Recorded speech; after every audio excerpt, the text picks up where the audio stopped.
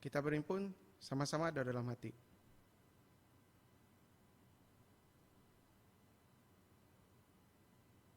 Haleluya, amin.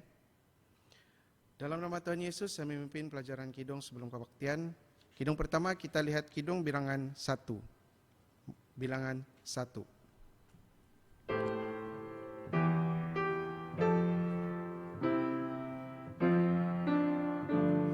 Ayat yang pertama. Kudus, kudus, kudus, Allah yang kuasa, langit bumi dan segala makhluk puji Dia. Kasih setianya tak akan berubah, Allah yang esa patut dipuji. Ayat yang kedua. Kudus, kudus, kudus, semua bersujud,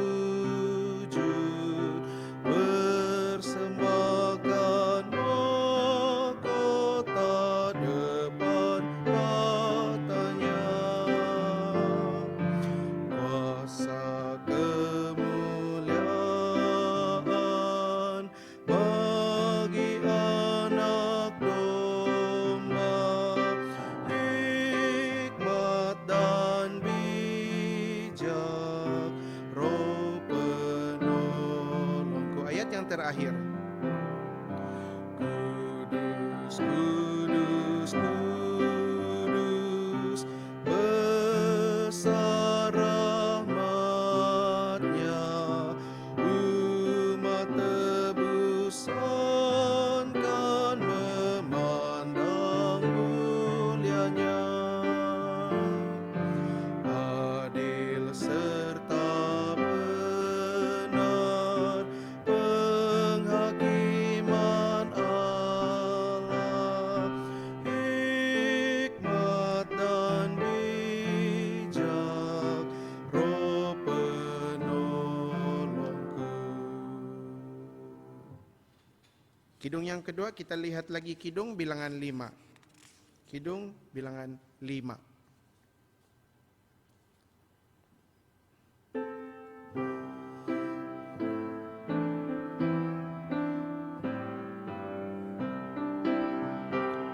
Ayat yang pertama. Semua ciptaannya memuliakan Allah, langit bumi bersahutan memuji namanya. Pohon bunga gunung, lautan cakrawala, menceritakan kuasa-Nya, menyatakan kasih-Nya. Ayat yang kedua. Semua ciptaannya memuliakan Allah, makhluk hidup pun bernyanyi memuji namanya. Burung, ikan, serangga, ternak, marga satwa diciptakan, dipelihara oleh Allah Bapa. Ayat yang terakhir. Jiwaku selalu memuliakan Allah, walau manusia berdosa, murah Allah tetap. Dia utus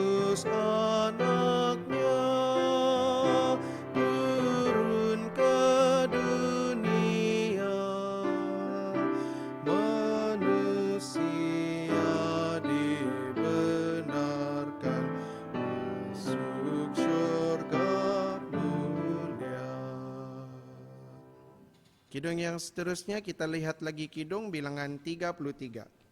33.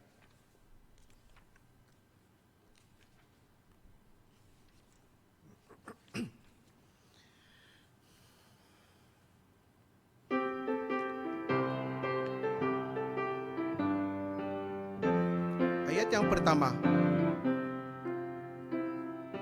Siapakah dia yang kabarkan Injil, bernyanyi dan berdoa setiap hari?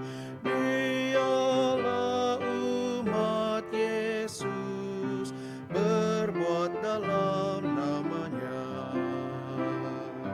Yesus panggilku ke Yerusalem baru, Dia akan pimpin ke surga. Yesus panggilku ke Yerusalem baru, Dia akan pimpin ke surga. Ayat yang kedua. Siapakah dia yang ingin ke surga, tiada cela dan tak berdosa? Dialah umat Yesus yang telah dikuduskannya. Yesus panggilku ke Yerusalem baru, Dia akan memberikan berkat. Yesus panggilku ke Yerusalem baru, Dia akan memberikan berkat. Ayat yang ketiga. Siapakah dia yang berbudi luhur, ada kuasa kalahkan iblis? Dialah umat Yesus yang beroleh Roh Kudus. Yesus panggilku ke Yerusalem baru, Dia berikan kemenangan. Yesus panggilku ke Yerusalem baru, Dia berikan kemenangan. Ayat yang terakhir. Siapakah dia yang tak takut bahaya, hadapi maut tetap sentosa? Dialah umat Yesus, beroleh janjinya. Yesus panggilku ke Yerusalem baru, Dia berikan sukacita. Yesus panggilku ke Yerusalem baru, Dia berikan sukacita. Kidung seterusnya kita lihat lagi kidung bilangan 52. 52.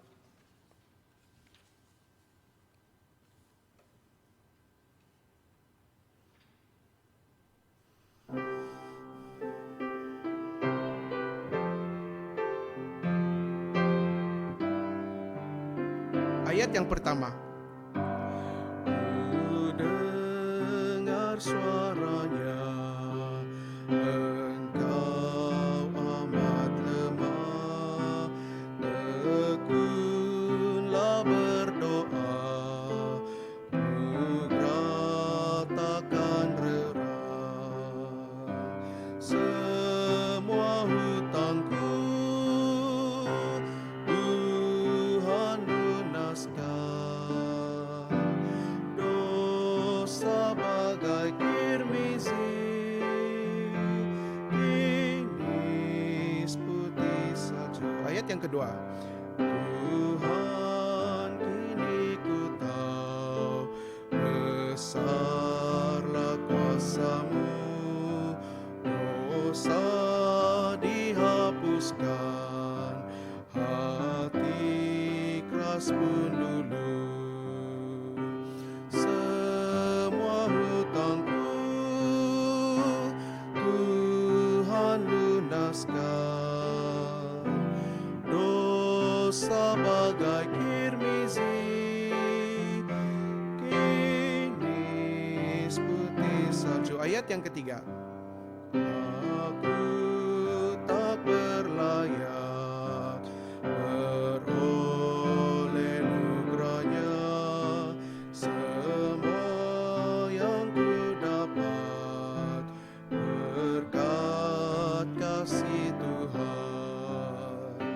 Semua hutangku Tuhan lunaskan, dosa bagai kirmizi kini putih salju. Ayat yang terakhir. Kalau ku meninggal, ku tak akan gentar, karena semua hutang telah dilunaskannya. Semua hutangku Tuhan lunaskan, dosa bagai kirmizi kini putih salju. Kidung yang terakhir kita lihat lagi kidung 137. 137.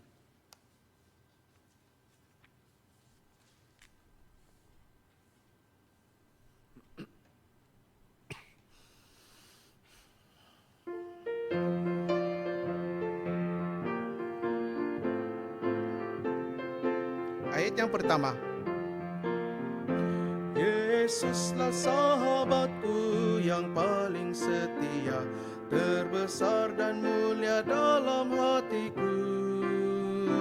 Jiwaku merindukan Yesus juru selamat, bagai rusa merindukan air sungai. Bila duka dia hibur, susah pun dia tolong, semua kekhawatiranku ditanggungnya. Tuhan bintang fajar terang, bunga bakung indah, dialah yang terbesar dalam. Surat yang kedua.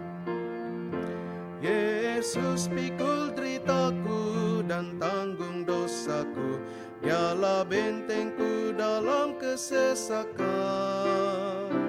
Ku usir Allah palsu, sambut Allah benar, sandar kuasanya ku terpelihara. Walau orang menjauh, setan banyak siasat, Yesus menjagaku damai sejahtera. Tuhan bintang fajar terang, bunga bakung indah, dialah yang terbesar dalam hati. Ayat yang terakhir. Yesus maha pengasih dan kan tinggalkanku, ku kan tekun lakukan kehendaknya. Yesus perlindunganku, sandaran bagiku, tiap hari beri mana rohku puaslah. Suatu hari kelak dia akan datang, sambutku tinggal dengannya di syurga. Tuhan bintang fajar terang, bunga bakung indah, dialah yang terbesar dalam hatiku. Pelajaran kidung sampai di sini. Haleluya.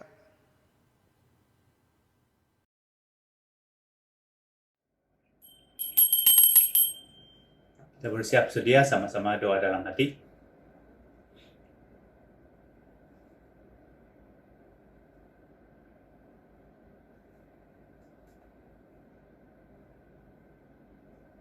Amin.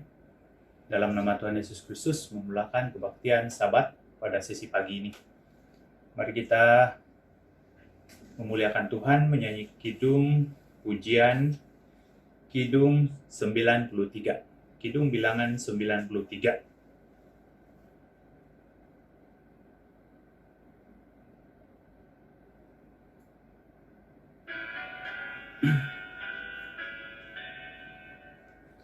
Pagi yang indah karena jadi baru, susah, hati makin baru. Buangkan perbuatan lama, jadi orang baru. Umat benar bernyanyi, haleluya, amin. Pagi cerah yang indah, karena jadi baru. Dulu hidup sengsara, kini bahagia. Dulu jiwa bahagia, kini dipuaskan. Jiwa raga gembira, puji Allah Bapa. Pagi cerah yang indah, karena jadi baru. Lunarin hati murung, kini bersemangat. Kemarin selalu gagal, kini selalu menang. Sejak kini bergiat, memenangkan jiwa. Pagi cerah yang indah, karena jadi baru. Yang dulu sudah mati, kini hidup baru. Dulu malas tak berbuat, kini berbuat lebat. Hidup di dalam Tuhan, menjadi sempurna. Ya, dalam nama Tuhan Yesus saya berbicara. Pertama-tama ingin mengucapkan salam damai sejahtera, selamat hari Sabat buat para pendeta, diakon, diakonis, penatua, saudara-saudari, dan kawan-kawan yang dikasihi dalam Tuhan Yesus. Bersyukur pada Tuhan Yesus, sekali lagi kita dapat berkesempatan untuk memelihara, mengingati, serta menguduskan hari Sabat. Walaupun sekarang ini kita masih lagi terpaksa melakukan ibadah, mengadakan ibadah bersama melalui online. Jadi kita berharap, kita juga berdoa kiranya keadaan menjadi semakin baik, semakin berangsur pulih seperti dahulu, supaya kita tidak lama lagi akan dapat mengadakan kebaktian di gereja. Di semua ini kita serahkan dan kita sandarkan kepada Tuhan. Sebelum kita sama-sama saling mendorong melalui firman Tuhan pada hari Sabat ini, terlebih dahulu kita akan sama-sama berdoa. Jadi kita serahkan kebaktian ke dalam pimpinan Tuhan. Kita sandarkan kepada pimpinan Roh Kudus Tuhan Yesus menyertai kita, memperbaharui kita. Mari kita sama-sama dalam nama Tuhan Yesus Kristus satu hati berdoa.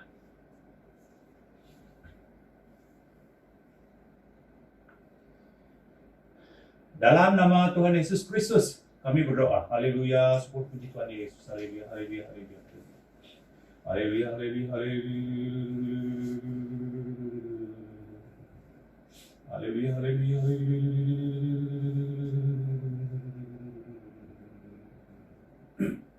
Haleluya, haleluya,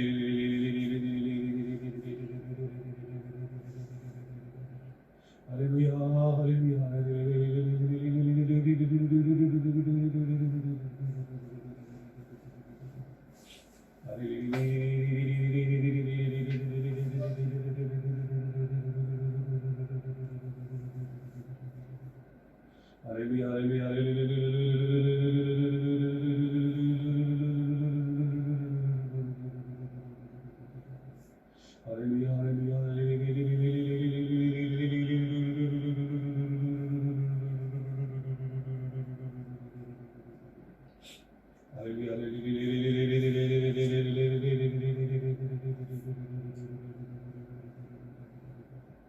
Haleluya, haleluya, haleluya, haleluya,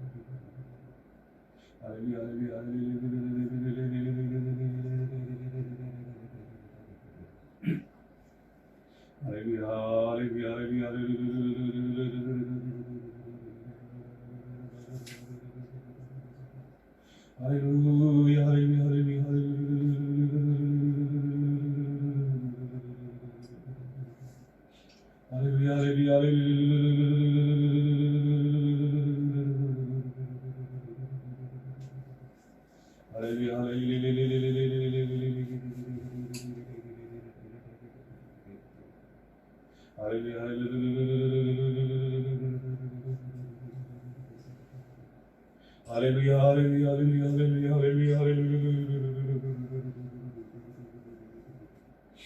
haleluya, haleluya,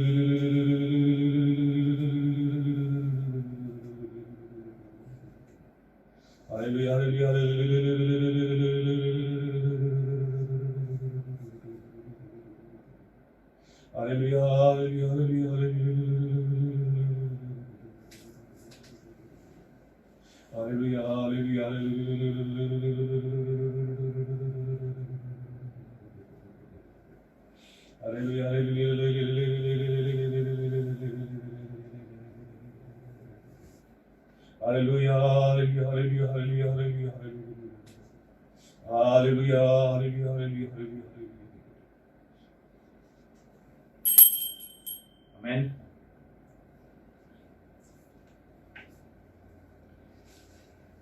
Haleluya, salam damai sejahtera buat saudara-saudari yang kasih Tuhan Yesus. Dalam nama Tuhan Yesus, berfungsi kesaksian firman Tuhan sebagai dorongan bersama dan sebagai peringatan bersama pada hari Sabat ini. Bersyukur kepada pimpinan Tuhan, sekali lagi kita dapat bersama-sama merenungkan sebuah sedikit pengajaran dari firman Tuhan untuk dorongan dalam kehidupan iman kita bersama. Pada pagi ini saya ingin membuat saudara-saudari saling mendorong melalui satu tajuk, menderita itu adalah baik bagiku. Menderita itu adalah baik bagiku.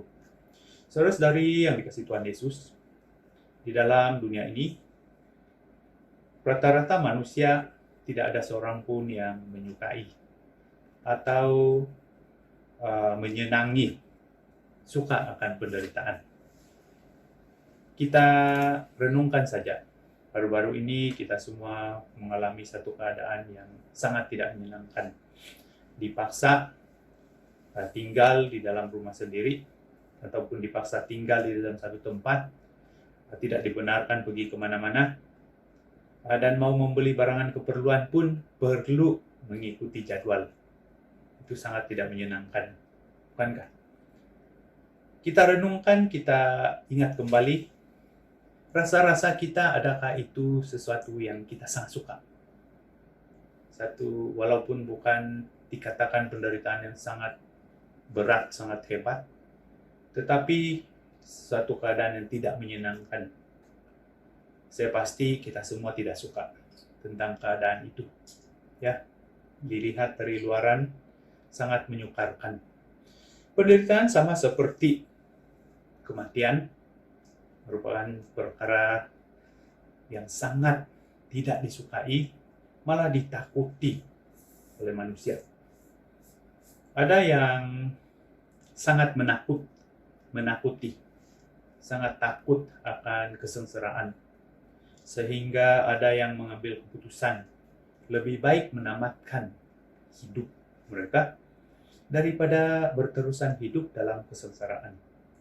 Saudari, kematian, kesengsaraan ini adalah sesuatu yang sangat menakutkan, sangat menyakitkan.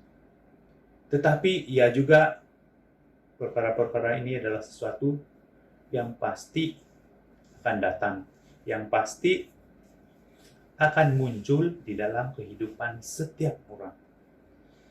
Oleh itu, saudara-saudari, seperti tajuk menderita itu adalah baik bagiku.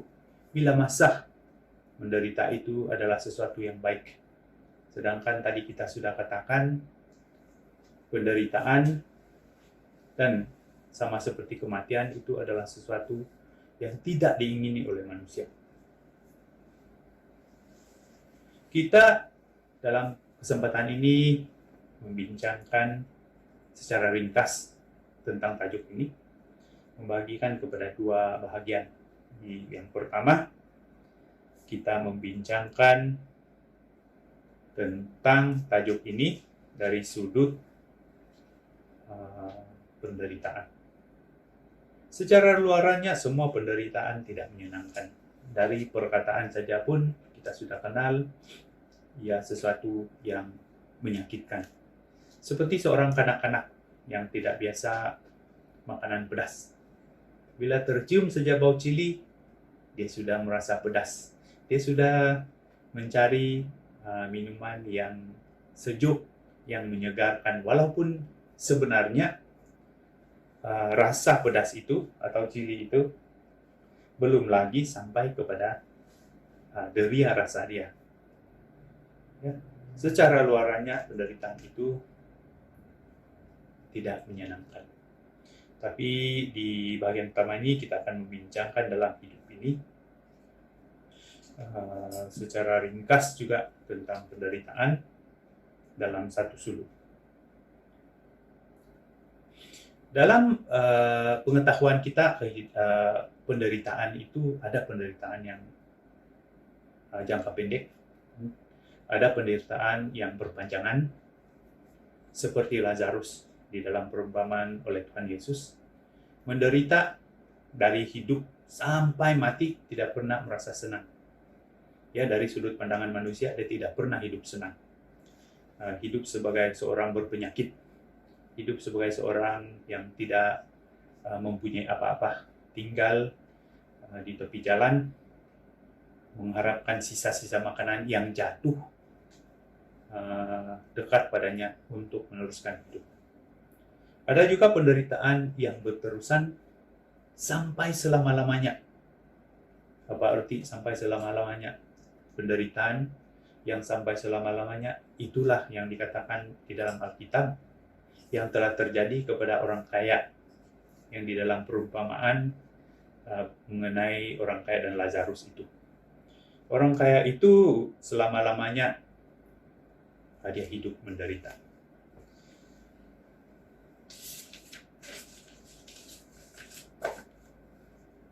Oleh itu, saudara-saudari, kita melihat seterusnya. Apalah penderitaan yang baik itu? Apalah yang dikatakan penderitaan itu baik bagiku? Kita lihat ayat Alkitab yang pertama, 1 Petrus pasal 4. Kita rujuk 1 Petrus pasal 4.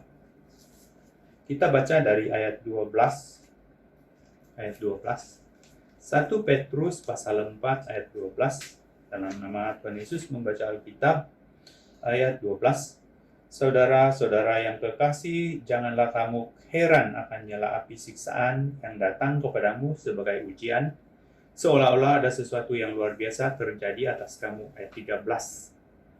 Sebaliknya, bersukacitalah sesuai dengan bagian yang kamu dapat dalam penderitaan Kristus, supaya kamu juga boleh bergembira dalam dan bersukacita pada waktu ia menyatakan kemuliaannya. Ayat 14. Berbahagialah kamu jika kamu dinista karena nama Kristus, sebab roh kemuliaan yaitu roh Tuhan ada padamu. Kita baca ayat 16. Ayat 16. Tetapi jika ia menderita sebagai orang Kristen, maka janganlah ia malu, melainkan hendaklah ia memuliakan Tuhan dalam nama Kristus itu. Saudara-saudari yang dikasihi, penderitaan yang baik adalah yang ikut serta dalam penderitaan Kristus. Tadi kita sudah baca.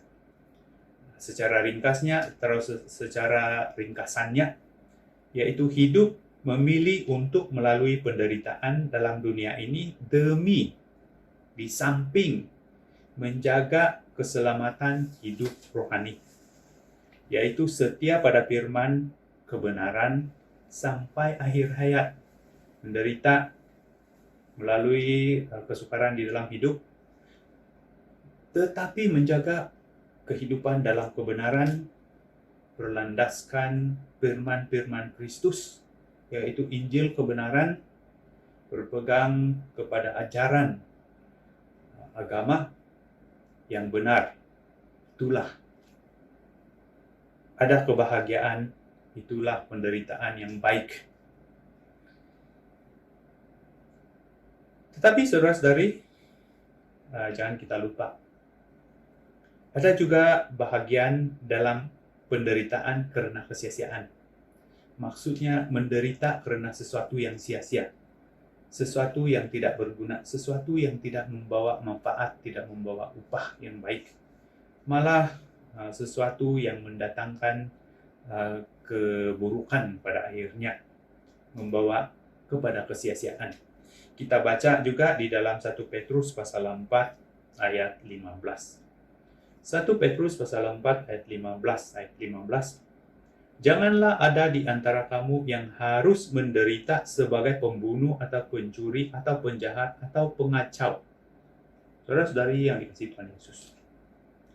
Penderitaan karena melakukan kejahatan yang jahat terhadap hukum dunia, yang jahat terhadap hukum Tuhan. Inilah sesuatu penderitaan yang membawa kepada kesia-siaan. Inilah sesuatu keadaan yang kita harus, bukan saja penderitaan kita tidak mau alami, tetapi lebih-lebih lagi mengalami penderitaan karena kejahatan, mengalami penderitaan karena melakukan dosa terhadap hukum dunia dan terhadap hukum Tuhan, yang akhirnya membawa kepada kecelakaan selama-lamanya. Jadi saudara-saudari, kita harus sedar dan kita harus paham tentang dua perkara ini, yaitu penderitaan yang baik, yang hidup di dalam kebenaran, penderitaan yang jahat, yang buruk, yang sia-sia karena melakukan kejahatan. Oleh itu, di dalam bagian yang pertama ini ingin mengajar kita bersama, yaitu dalam kehidupan kita, lebih-lebih dalam kehidupan rohani kita haruslah bertekad, kita harus bertahan dalam hidup dalam kebenaran, walaupun akan berdepan penderitaan, akan berdepan kesengsaraan, ataupun mungkin ketika ini ada di antara kita yang sedang mengalami kesengsaraan, sedang mengalami penderitaan. Tetapi saudara-saudari, penderitaan yang kita lalui jika kita bertahan hidup, memelihara hidup dalam kebenaran, hidup sebagai orang saleh, hidup yang takut akan Tuhan. Jika demikian, maka pastilah penderitaan itu adalah baik bagi kita. Seperti Ayub. Ayub ini yang telah hidup bertahan telah hidup di dalam kesengsaraan, tetapi tetap bertahan memelihara hidup takut akan Tuhan, maka sehingga akhirnya imannya telah dimurnikan. Dia menjadi seorang yang lebih baik di dalam iman, iman yang lebih tulen, iman yang lebih uh, uh, tegas, iman yang lebih kukuh di dalam Tuhan. Saudara-saudari, kita di dalam kehidupan kita, dalam kesengsaraan, yang pertama kita harus menghindari kehidupan yang tidak hidup berlandaskan kebenaran. Karena orang jahat, orang baik pasti akan melalui kesengsaraan, kesakitan. Tetapi sangatlah sia-sia kalau kesengsaraan yang dilalui itu penderitaan yang dialami itu adalah karena perbuatan jahat. Saudara-saudari, bagian pertama ini memperingatkan kita. Seterusnya bagian yang kedua, kita harus memahami hati Kristus. Apa yang dikatakan memahami hati Kristus? Kita tahu bahwa setiap manusia harus dan akan pasti mengalami penderitaan, kesakitan, kesengsaraan, malah melalui kematian. Tetapi kita harus melihat, tadi kita sudah jelas tentang dua keadaan, yaitu keadaan di dalam kesia-siaan karena melakukan kejahatan, ataupun keadaan yang membawa kebahagiaan karena bertahan di dalam kehidupan saleh, melakukan hidup berpegangkan perintah Tuhan. Jadi kita harus memahami hati Kristus, Tuhan dan Juru Selamat kita. Mengapa kita harus melalui kesakitan? Mengapa kita perlu melalui kesengsaraan? Semua ini kita akan dapat lalui dengan lebih baik, dengan lebih bersemangat, ya, semangat. Kalau kita paham apa tujuan Tuhan, membiarkan kita, apa tujuan Tuhan membuatkan kita mengalami kesengsaraan atau kesakitan. Di sini kita akan berkongsi beberapa perkara mengapa Tuhan membiarkan kita ini atau membiarkan kita mengalami kesakitan dan kesengsaraan di dalam kehidupan kita. Walaupun kita memang sudah berada di landasan jalan ke arah kehidupan yang benar, percaya dan mengenali Tuhan, Juru Selamat yang tunggal. Tetapi kita harus paham mengapa masih lagi perlu, mengapa kita perlu melalui kehidupan kadangkala sangat sengsara, kadangkala sangat susah. Yang pertama, kita lihat di dalam Mazmur 119. Kita lihat Mazmur 119.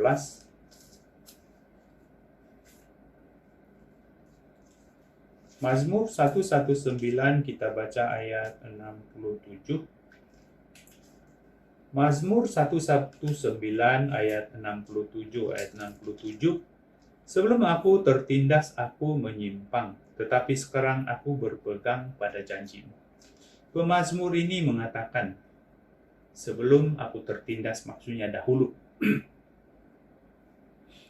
Sebelum dia mengalami kesusahan, sebelum tertindas, mengalami kesakitan. Aku menyimpang, maksudnya dia menyimpang dari firman, dia menyimpang daripada firman perintah-perintah Tuhan. Tetapi seterusnya dia mengatakan, tetapi sekarang aku berpegang pada janji-Mu. Setelah dia mengalami keadaan tertindas, maksudnya mengalami kesukaran, kesengsaraan, penderitaan, maka akhirnya dia berubah dan kini berpegang kepada janji Tuhan. Jadi yang pertama, mengapa Tuhan membiarkan kita mengalami penderitaan? Supaya kita berbalik dari jalan sesat kepada jalan benar, kembali kepada Tuhan. Yang pertama, Tuhan mengizinkan kita merasai penderitaan supaya kita sedar dan berbalik daripada jalan sesat. Yang kedua, kita baca juga di dalam Mazmur 119 ayat 71. Mazmur 119 ayat 71, bahwa aku tertindas itu baik bagiku, supaya aku belajar ketetapan-ketetapan-Mu. Ini sini memberitahu kita ketika kita mengalami kesengsaraan itu membuatkan kita tersentak, tersedar, teringat kembali, kita ini terlupa sebenarnya terhadap firman-firman Tuhan, terlupa terhadap peraturan-peraturan Tuhan, ketetapan-ketetapan Tuhan. Tetapi karena kita melalui kesakitan, kesengsaraan, maka mengingatkan kita kembali. Dan karena itu, kita belajar ketetapan-ketetapan Tuhan. Yang ketiga, mengapa Tuhan membiarkan kita mengalami penderitaan? Yaitu Tuhan mau memperbaiki iman kita. Kita lihat 1 Petrus pasal 1 ayat 7. 1 Petrus pasal 1 ayat 7.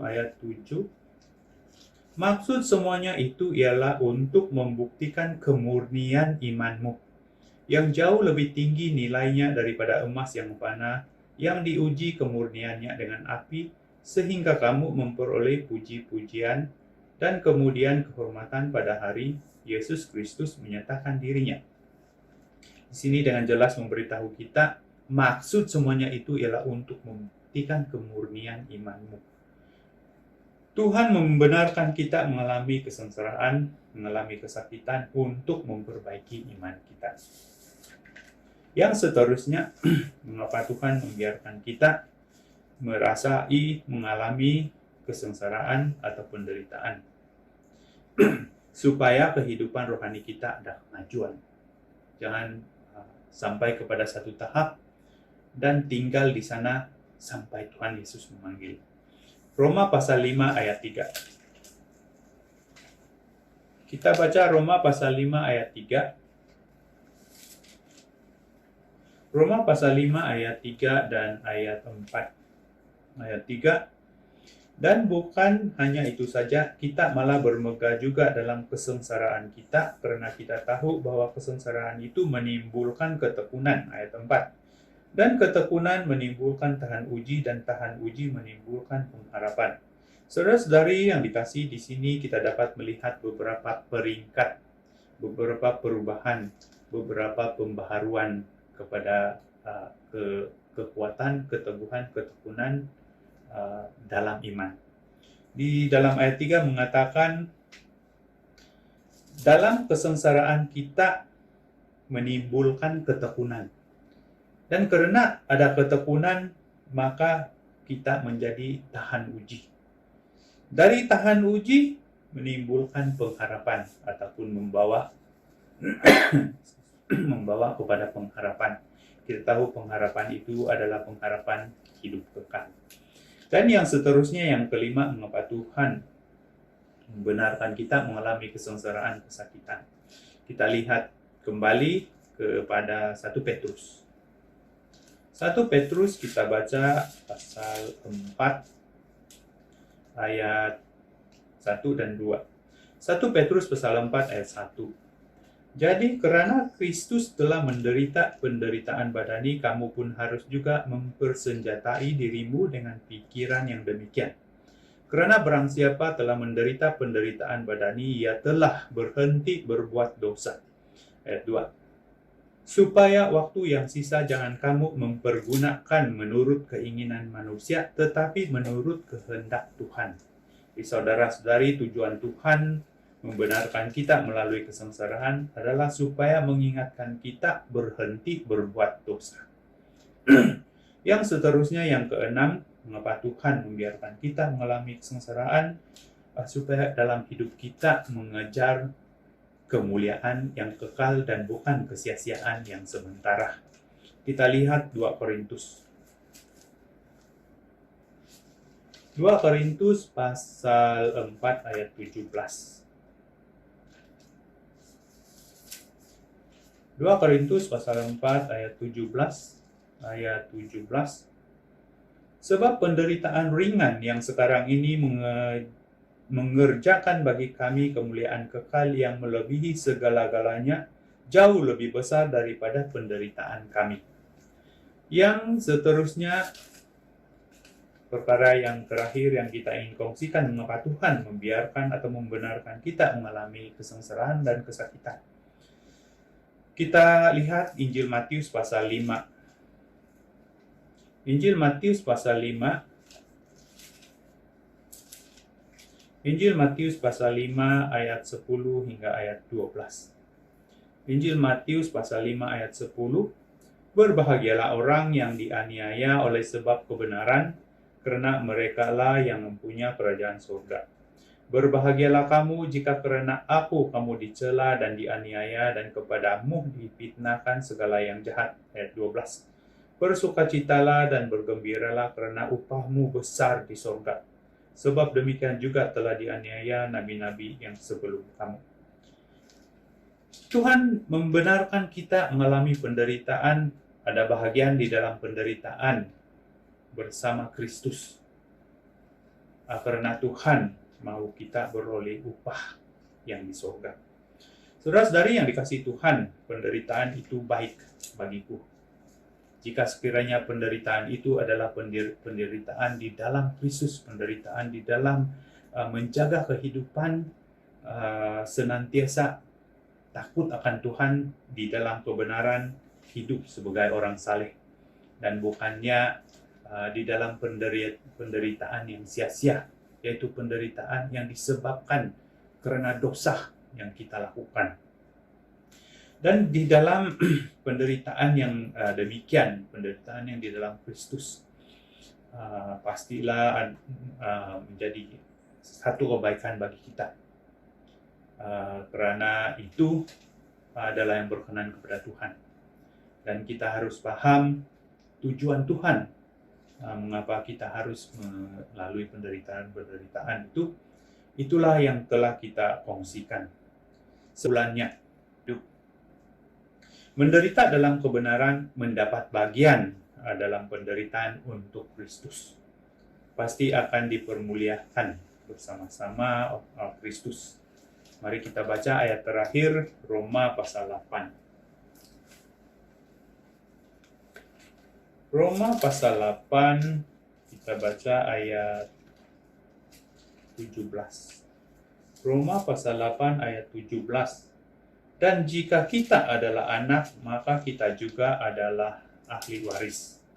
Maksudnya orang-orang yang berhak menerima janji-janji Tuhan yang akan menerimanya bersama-sama dengan Kristus, yaitu jika kita menderita bersama-sama dengan Dia, supaya kita juga dipermuliakan bersama-sama dengan Dia. Dipermuliakan bersama-sama dengan Kristus. Saudara-saudari, penderitaan di dalam Kristus, sampai akhirnya kita akan menerima pemuliaan yang sama bersama-sama Kristus Yesus. Sekiranya Tuhan Yesus memberkati kita semua, menjaga kita, menjaga hati kita senantiasa hidup di dalam takut akan Tuhan. Kita berikan semua kemuliaan kepada Tuhan Yesus. Perkongsian firman pada hari Sabat pagi ini sampai di sini. Sekali lagi mari kita memuji Tuhan, memuliakan Tuhan dengan kidung bilangan 47. Kidung 47.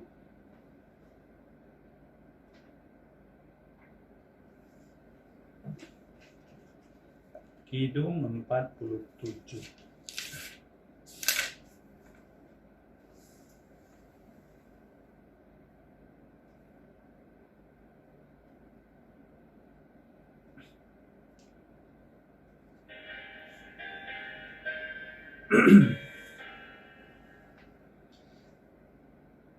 Tinggalkan bahaya dan duka, Yesus tolong, Yesus tolong, masuk dalam terang dan sentosa, Yesus tak tolongku. Tinggalkan segala segala ikatan, masuk dalam kebebasannya. Tinggalkan dosa, ikut Tuhan. Yesus dah tolongku. Tinggalkan sombong, iri hati. Yesus tolong, Yesus tolong. Turut pada kehendak Tuhan. Yesus telah tolongku. Tinggalkan keluh putus asa, masuk dalam sukacitanya. Terima Roh Kudus, rahmat Tuhan. Yesus telah tolongku. Bebas dari maut dan takut. Yesus tolong, Yesus tolong. Masuk dalam surga yang mulia. Yesus telah tolongku. Bebas dari api neraka. Terima selamat yang Tuhan berikan. Jumpa Tuhan bermahkota terang. Yesus telah tolongku. Syukur puji Tuhan Yesus. Saudara-saudari yang dikasihi Tuhan, kebaktian sahabat akan berakhir sebentar lagi. Sekali lagi kita akan berdoa bersama-sama.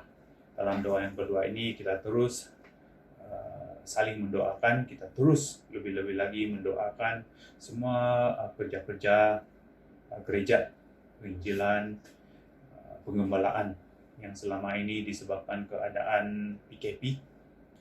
Banyak pekerjaan-pekerjaan yang tidak dapat dilakukan. Syukur pada Tuhan, keadaan semakin beransur pulih. Sekiranya Tuhan Yesus membenarkan, kiranya Tuhan Yesus memberikan peluang kepada kita untuk dapat terus melayani dan dapat menyelesaikan misi, menyelesaikan kerja-kerja yang telah diamanahkan. Kita juga terus mendoakan semua saudara-saudari kita yang dekat dan yang jauh.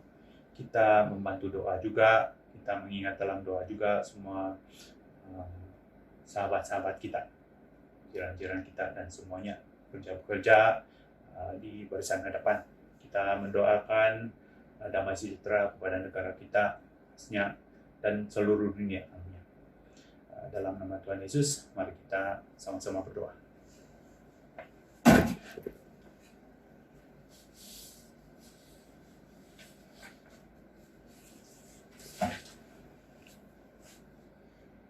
Dalam nama Tuhan Yesus Kristus kami berdoa. Haleluya. Syukur puji Tuhan Yesus. Haleluya. Haleluya.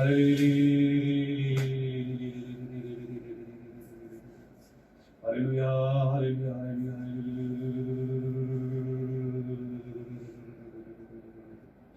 Haleluya. Haleluya. Haleluya.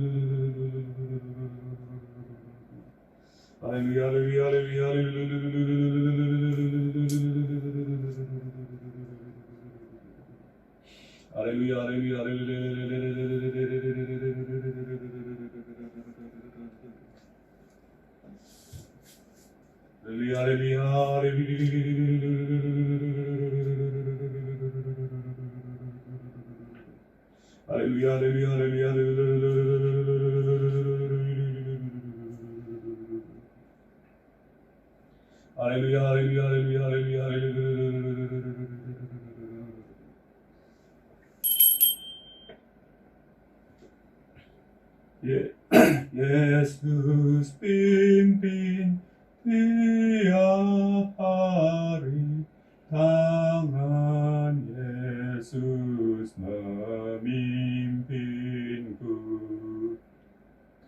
Ku kan setia ikut Tuhan karena nugranya pimpinku.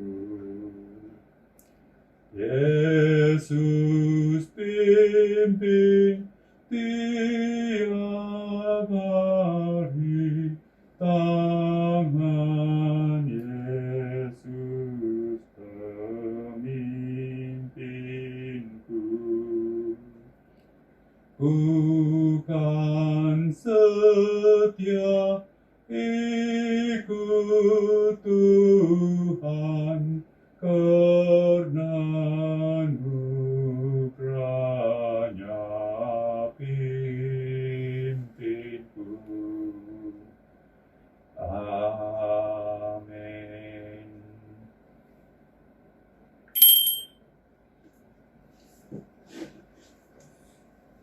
Syukur pada Tuhan Yesus, kebaktian Sabat pada sesi pagi hari ini sampai di sini. Tuhan Yesus memberkati.